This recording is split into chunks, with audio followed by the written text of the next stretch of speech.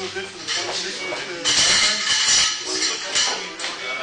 Sure. I'm not thinking that far off yet. Between the summit and everything else going on, I'm not focusing on anything else.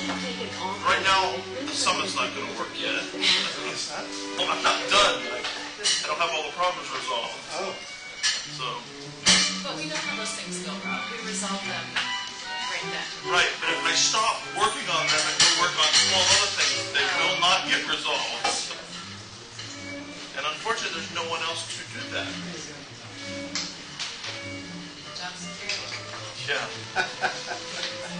find my job security splattered all over Orange Avenue one afternoon. That would be a mess. I'm aiming for an expensive car when I go. I'm like, oh, a Porsche, Ferrari, Lamborghini.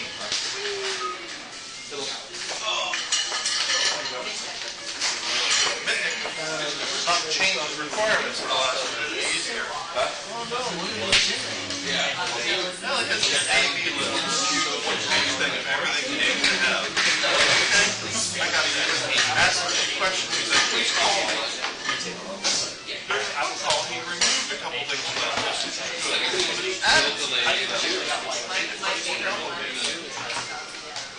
And I'm like, should we put that on your... Yeah, my wife called my daughter. It's kind of snobby. Yeah, the white one already. I said my AV requirements, they are critical.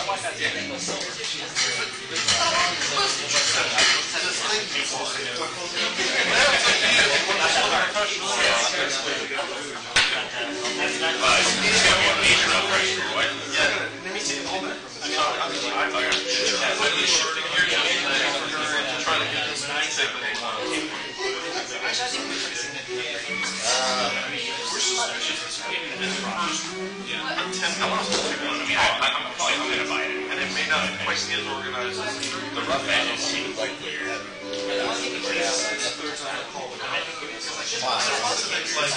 This thing says must have a digital picture that has unrestricted international violence. Doesn't get stuck in your pants. It works. Throwing all this time. Oh, that's just if I'm not inside the United States. Yeah, I've never had a There's case a disclaimer in the instructions. Pretty lucky so far. It just, you know, so it's just multiple things like that. So if he's inside the States, he can do what it was to show. Right.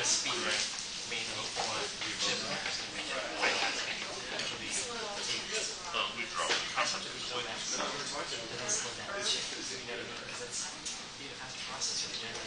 I know you're in the middle of all this. For sure it will. Sure. I mean, you look at the, I mean, it could be Yeah, the OS just optimized send it. image. You look at like a couple of guys down in support, they're running OS4 and on 3G. Oh yeah, it's definitely out of warranty then. Dyer's running on PGS.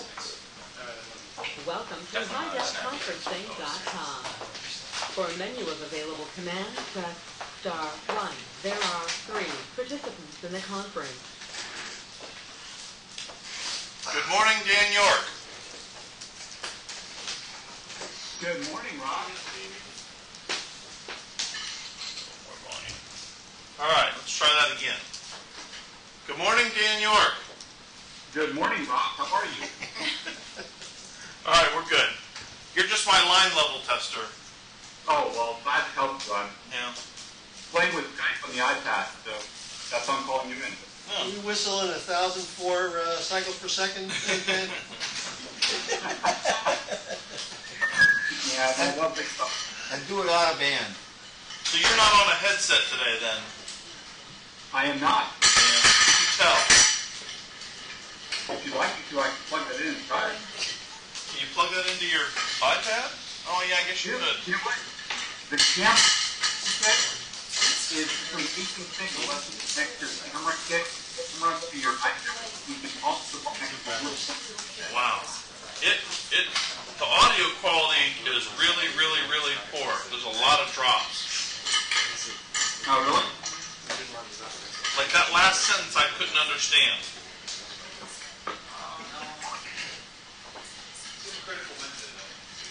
Do you hear me now? Oh yeah, That's better. that's better. All right, so now I'm using a headset plugged into the iPad. It's Through the better. camera. Okay. It's definitely better. Now, It is still a little choppy. I don't know if that's Skype on the iPad or what. well, I'm also uploading some video adjacent stuff on my Wi-Fi network and probably killing my network. Yeah, I'm going to go with yes.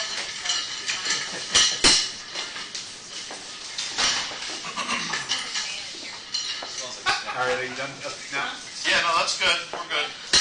Okay.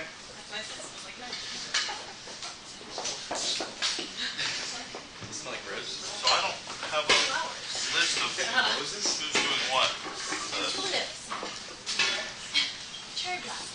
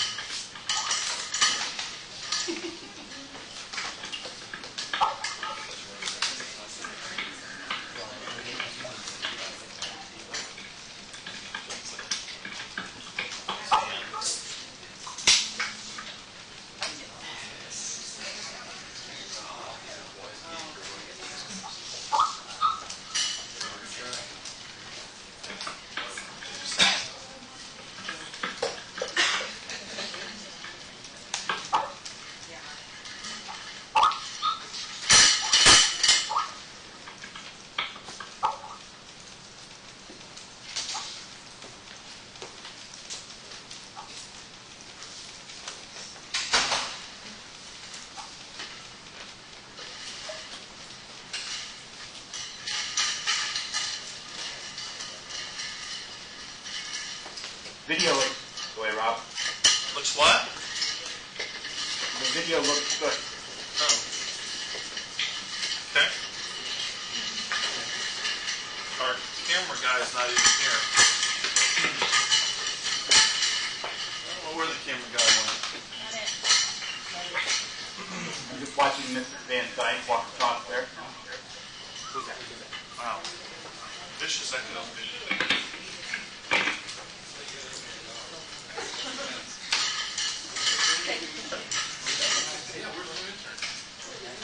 Hey, Rob? Yes. Are you ready to get on? We got a couple more people coming in, but we're close. I don't have Dan's not here, so I don't have a list of who's presenting. It's just me and then Amy down. Oh, okay. Well, that'll make it easy. Okay. All right. Let me set that up. I can make a really big traction. That would be good. Pull the fire one. Okay. We're set up for that. Perfect.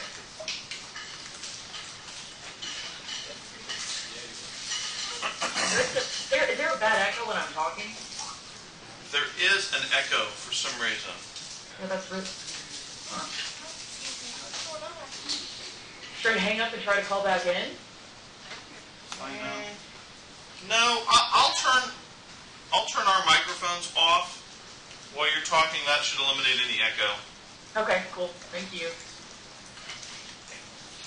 Just don't expect us to be able to talk back quickly. Okay.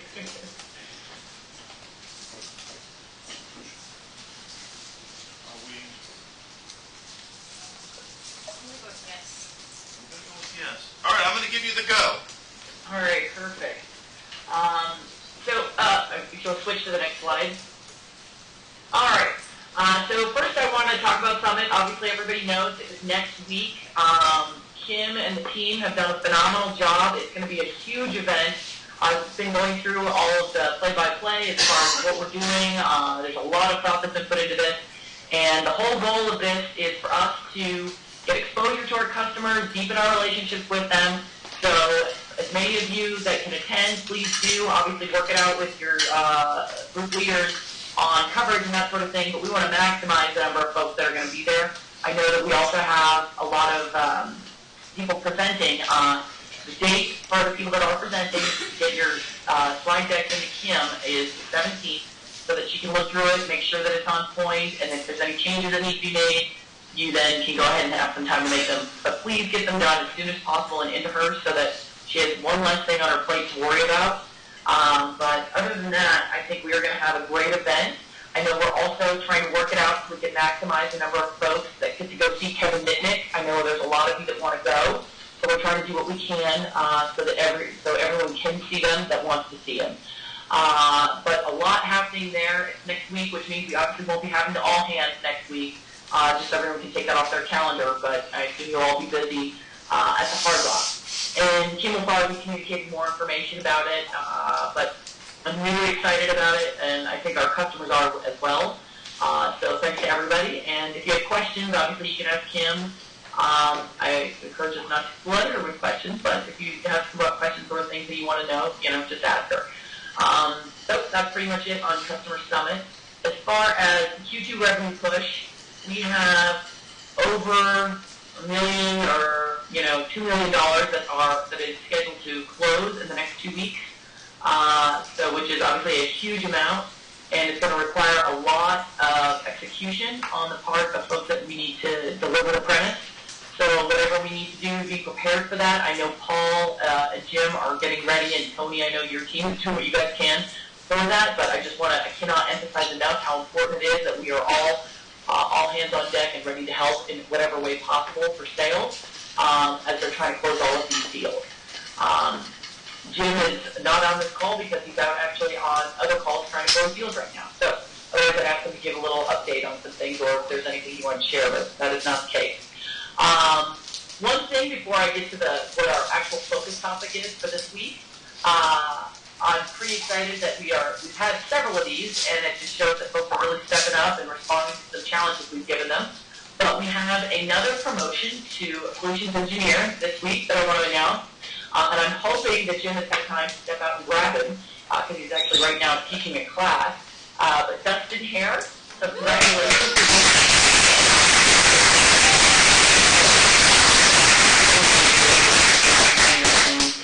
Everyone, was very happy to say that he had done a great job. So congrats to Dustin. I have no idea if everyone's clapping or not because it's silent. But, okay, there we go. All right. Okay. Thank you for that. And then also, so now the next thing we're going to talk about is the Net Promoter. We've got a lot happening with that. I know you guys have all heard a lot about it. We've talked a bit about it, but with the Customer Summit coming up, in line with all of the incident review things that we've been trying to do to sort of get better at improving what our customers' experience are, I asked Amy to spend some time really educating everyone on why Net Promoter matters, and it's not about the metric, it's about what we're doing to get the outcome of our metric. That is really what we need to focus on as a company, and it's not just support, it is everyone. It starts in marketing, goes all the way through. But we need to be spending more time on that, plus it's a great time to be fully aware of this for the Customer Summit that's coming up, because it's a great opportunity for us to continue to deepen the trust that we build with our customers. But I do know that, there's a reason that the company who has, a few customers as we do, and with the huge amount that are coming, I'm just really impressed by the numbers. And it just shows how much our customers really do want to get exposure to us and really enjoy working with us. So I look forward to continuing to improve those numbers. But we are going to start doing, I know we only do an annual survey, but we're going to start doing it semi-annually and then potentially quarterly. So we'll probably start work on that in July. In advance of that, I want to do some education on what it is and what it means, because I don't want it to be about gaining the metric. I want it to be about, okay, because we've done a great job, these are the results of of all the work we put into focusing on the customer. So with that, I will turn it on over to Amy.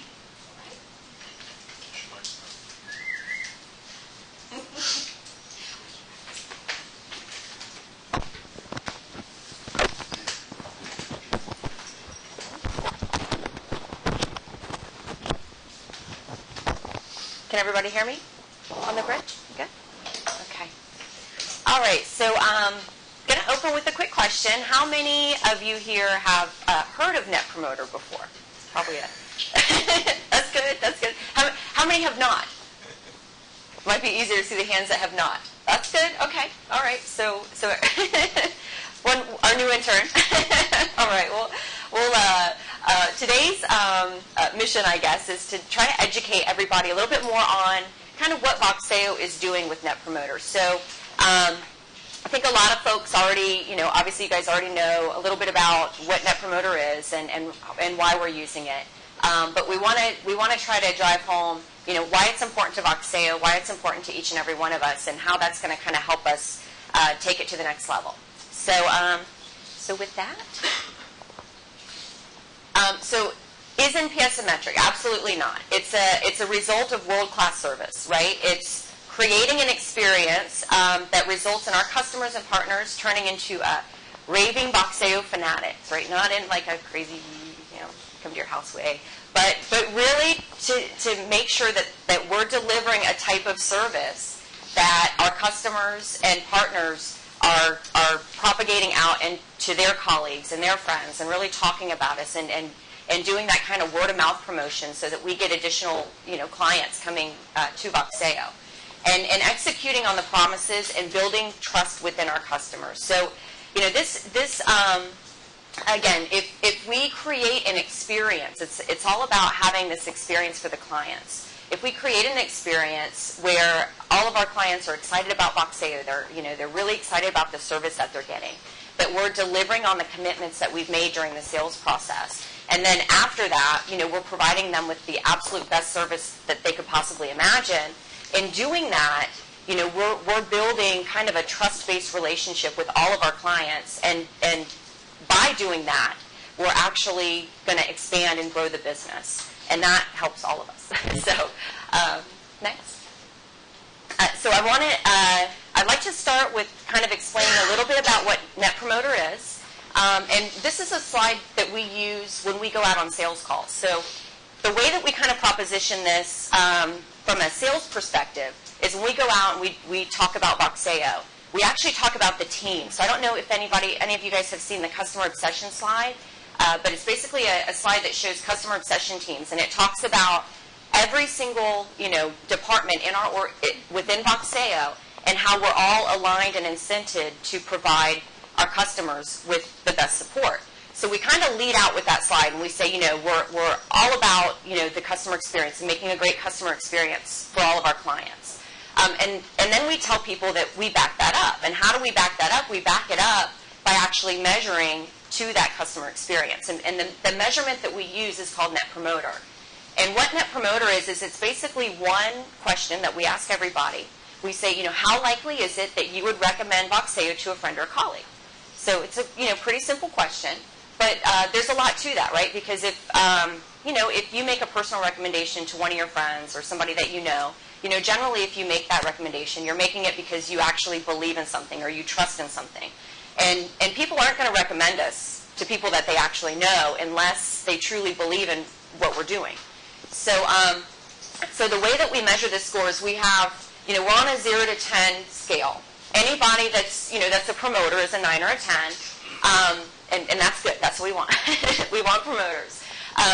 Anyone who's passive, who rates us as a 7 or an 8, is what we call passive. And then detractors are anybody who kind of rate us from a 0 to a 6. They're like, they don't want to recommend us. They're kind of neutral. They don't really, give two hoots about us.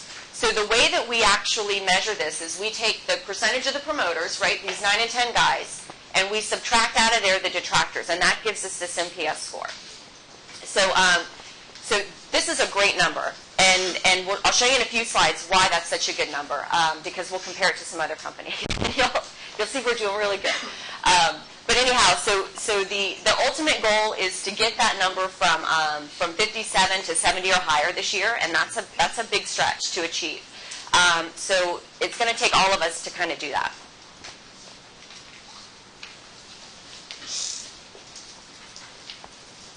All right, so, and one thing I forgot to mention on the past slide is that when we show that stuff to our clients when we're out on these pre-sales engagements, and I only say that because I've been out on a few sales calls lately. One of those was for Entergy, which is probably one of the largest energy providers in the U.S. They service Alabama, Mississippi, Louisiana, kind of Hurricane Alley, pretty much, and then also to Sallie Mae. So I don't know if any, I have a Sallie Mae loan. I don't know if any of you guys, yeah, there we go. Some of us college folks are paying Sallie Mae. But anyways, one of the largest loan processors in the United States, anybody who has a federal government loan is basically probably has Sally Mae as a processor.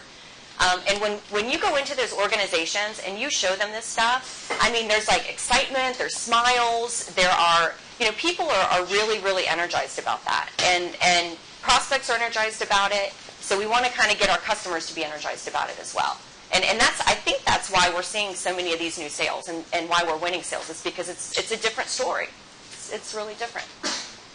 So who does it take, right? It's all of us. It's not just people who are in client-facing roles like the account managers or the customer support folks, but it's marketing, it's sales, it's finance, it's engineering, QA, operations. I mean, you name it. We're all responsible for driving that great customer experience. It takes all of us in cooperation, whether or not you're talking to the client or you're doing something that that may impact a client. It really takes all of us to drive that NPS score.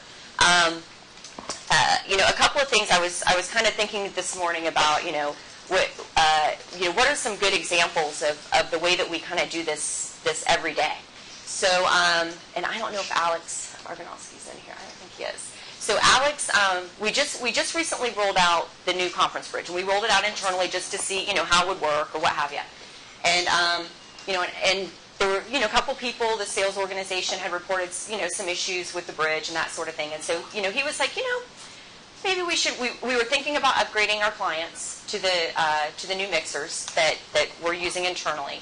And he's like, maybe we should just hold off on that. He's like, let me investigate these few issues and make sure that, there's nothing major that I see before we actually do the upgrades for our clients. So it's simple things like that, just thinking in that kind of proactive way, like, how does this thing that I'm doing either, could this negatively impact the clients, or could I maybe solve a client's business problem that I know about by doing X, Y, and Z? And it's really kind of getting into that way of thinking to really help drive that NPS and that customer loyalty. Another example was Jason Sejovic from QA. Claris had some certificates that were about to expire, and he happened to be on the box. He noticed they were going to expire. He reached out to them and he's like, hey, by the way, your certificates are about to expire. You may want to renew those. So it's just simple things like that. But just realizing, in our day-to-day activities, if we start to think that way, that really bleeds over into the customer experience.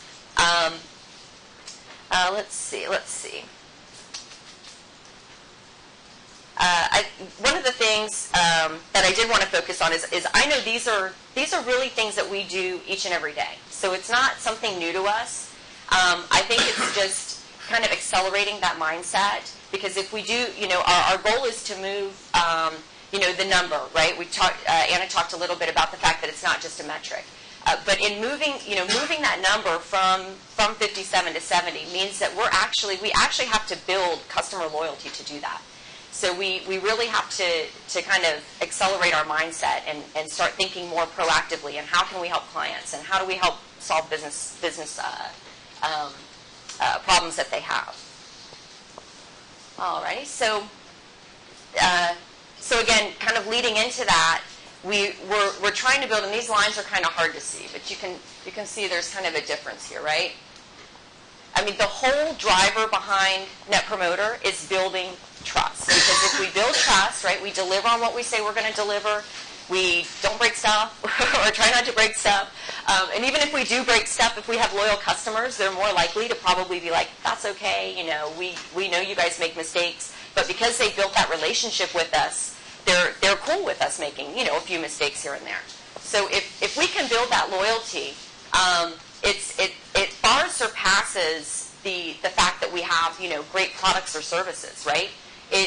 Customers are looking for somebody who's a trusted partner, not just a vendor, not just somebody, who they say, okay, we need this, and we provide it to them, and that's it. We just don't talk to them anymore. They want somebody who is talking to them on a daily, a weekly basis, who says, look, I have this business problem, and I have absolutely no idea how to solve it. And then all of us kind of propagating that information throughout the organization and talking internally and saying, how do we solve that, right? This customer has this problem, or this group of customers has this problem, and how do we all solve that? How do we, reach out to engineering, or reach out to QA, or reach out to finance, and really, start proposing solutions for the clients that that make a difference to their business. So anyhow, here we see these are, again, industries that we're real familiar with. And it's not the fact, people recommend based on the trust and the loyalty factor, not the fact that we have great products, which we do. It's much easier to sell a great product than it is to sell a not great product. And I've been out there, so it's definitely easy to sell our products. But they're looking for that trust, and they're looking for the fact that we can deliver. So, alrighty. So kind of to the same vein, other customers, this kind of shows people who provide kind of one-off solutions or a broader solution set. And of those customers who currently don't have these trusted relationships at this point you'd consider these folks vendors, right, not partners. More than half of them are actually seeking those types of relationships. And again, it's a lot of times you have these like Sally Mays out there, right? These guys are in the loan processing business. They're in the credit card processing business. They have absolutely no clue about IVR or SMS or, how they can use those technologies to grow their business and solve problems and that sort of thing. I mean, they may have a few key people that know a little bit about it, but, we are the experts in that. And we have to bring that expertise to them to help build that trusted partnership and that trusted relationship. And if we do that, then they don't leave, right? They stay with us forever. That's what we're trying to do there. Oh, that's actually didn't show up very well, did it? Okay. So this kind of starts. One point I didn't make on the last slide is that when vendors select us, I mean, when you're making a multi-million-dollar decision. So, for example, you're Sally Mae and you're about to purchase a heck of a lot of hosted minutes with us, right? Hopefully. Or any of the big clients that we have, people put their jobs on the line to make those types of decisions. I mean, if they make a decision and they come to Voxeo and they say, we believe in you, we trust in you, we believe in your product, and we know that you can deliver. We trust in what you've sold us. We trust the vision, and we screw it up. I mean, there's people's jobs on the line with that. So it's important that we kind of think about, when we're building these relationships, right? How is the client impacted, or how could this person be impacted? And think about it on that level, because I think if we do and we start treating our customers like we treat each other, then it'll be easy to build those partnerships. All right, sorry. So trust-based relationships, right? It is all about building trust-based relationships with the client, but I don't think that we can do that unless we empower each other, right? We empower the entirety of Voxeo. And by empowerment, what we mean there is really, kind of living up to our core values. So again, when we're out talking to the clients and talking to prospects, we talk a lot about our core values, right? About the unlocked communications, passionate problem solving. Those are kind of core to who we are, and those values really came out of like everybody that works here. It's not something that, I mean, we all decided, this is what makes Voxeo truly special. So that's why we kind of came up with what our core values were. So it's important that, when we're making decisions, or we're thinking about, okay, we had a recent example where we had a customer that was down, and we have a certain process that's in place that we follow to help to help keep customers up. But there are certain situations where we need to be empowered to make good judgment calls based on those core values, right?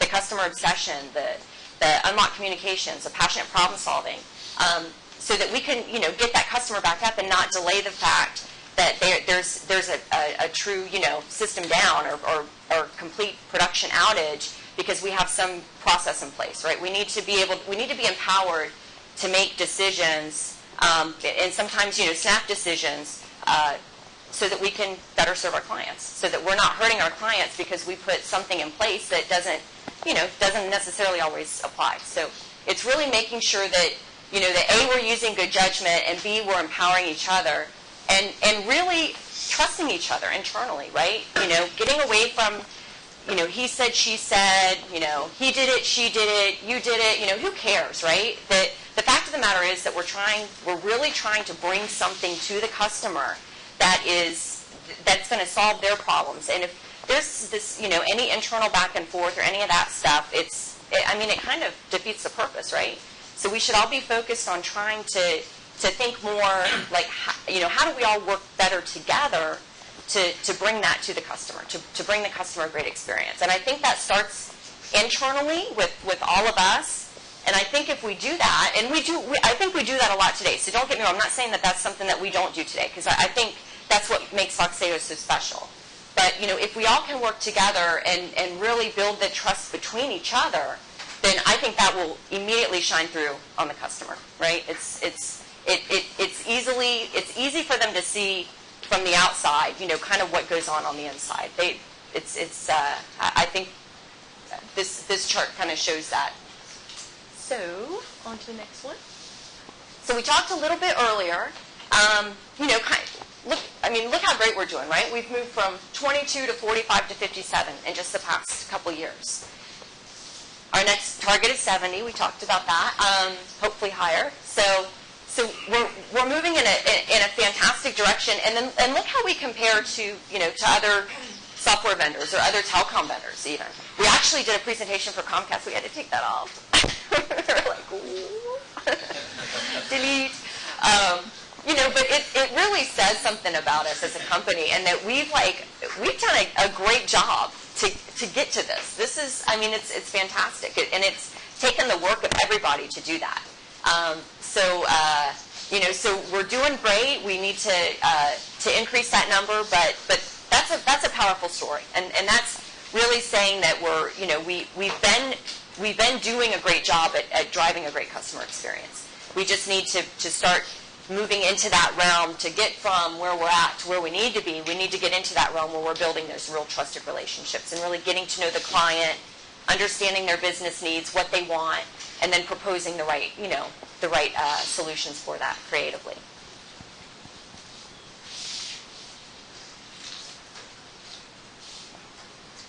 All right, so we talked a little bit about empowerment. Obviously, good judgment, right? Making, we all have to make decisions quickly. And just, really I call it a gut feel or like an instinct or what have you. If you have just a good gut feel like, oh my God, I'm going to break the rule, but, if I do this, it's part of, it's kind of got the spirit of our core values, then do it, right? I think that's what we're saying here. It's just using good judgment, being customer obsessed, passionate problem solving, unlock communications, and SpongeBob SquarePants. No. But I think Jonathan probably said one time that it's always our problem, right? The customer comes to us and they have something going wrong. That we should consider that. They're coming to us because they trust us.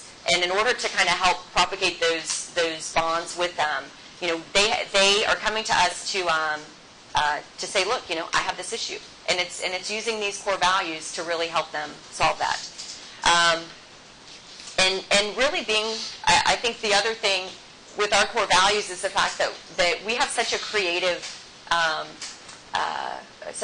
individuals in the room, right? We hire people. We specifically put top grading in place so that we hired people into our organization who had these core values, right? Who are passionate problem solvers, who align with this, so that we're all kind of working in this manner. And there's so many different creative people here that I know that we can come up with the creative solutions that our clients need to really help build us to that next level, and really to make Foxeo the great place that it is, and that it can be, right? I think that's kind of why we all started here. We all started here with like this little dream, and everyone saw Jonathan's vision, and they're like, that's great, and and we're really getting to the point where we're talking to large customers and large groups, and really moving towards that path of seeing the vision that he's got for the company.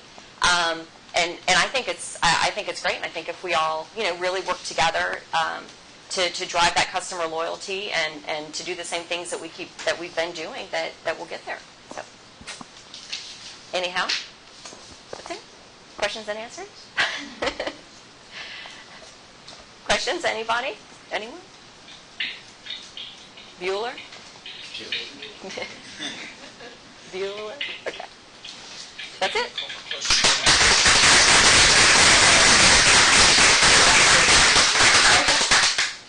Any questions on the bridge?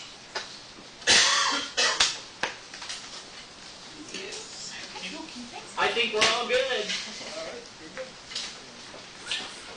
Yeah, it was a good presentation. Thanks, you guys. I guess that means we're done. I think that means we're officially over.